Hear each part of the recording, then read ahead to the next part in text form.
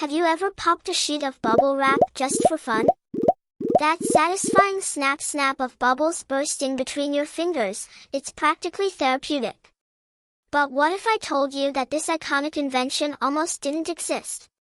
Even more surprising, its original purpose had absolutely nothing to do with protecting packages.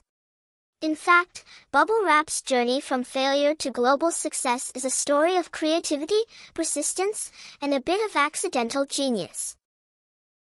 Let's rewind to the late 1950s. Two inventors, Alfred Fielding and Marc Chavon, were on a mission, not to protect your Amazon deliveries but to create a textured wallpaper. Yes, you heard that right. They envisioned a futuristic, funky wall covering made by sealing two shower curtains together with air bubbles trapped inside. It sounds unusual, right? Well, their idea flopped spectacularly. Imagine walking into a room covered in bubbly plastic.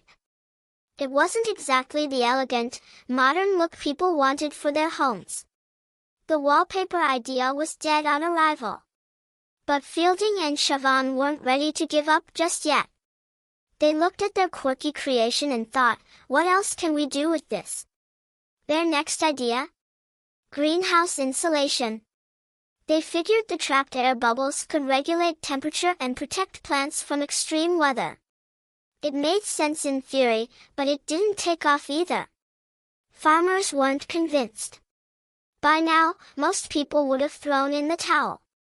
But not these two. In 1959, fate intervened. The packaging industry was booming, and fragile products like glass, ceramics, and electronics needed better protection during shipping. Fielding and Chavon had a light bulb moment. Could their bubbly creation serve as a protective wrap? The answer was yes, but not immediately. The inventors needed someone to believe in their product. Enter IBM, which had just released the 1401 computer, a cutting-edge machine that needed careful handling during transport. IBM took a chance on the bubble wrap, and it worked like magic. Fragile components arrived intact, and bubble wrap found its first big customer. But here's the twist, even after this breakthrough, success wasn't instant. Selling bubble wrap to businesses wasn't easy. Many saw it as just another weird plastic material. Fielding and Chavon had to work hard to convince companies of its value. They even gave free demonstrations to show how bubble wrap could withstand pressure, absorb shocks, and protect delicate items. Their persistence paid off. Over time, businesses started using bubble wrap for shipping, and its popularity skyrocketed. By the 1970s, bubble wrap had become a household name, thanks to its reliability and, of course, its irresistible poppability. Today, bubble wrap is more than just a protective material. It's a stress reliever, a crafting tool, and even an art medium.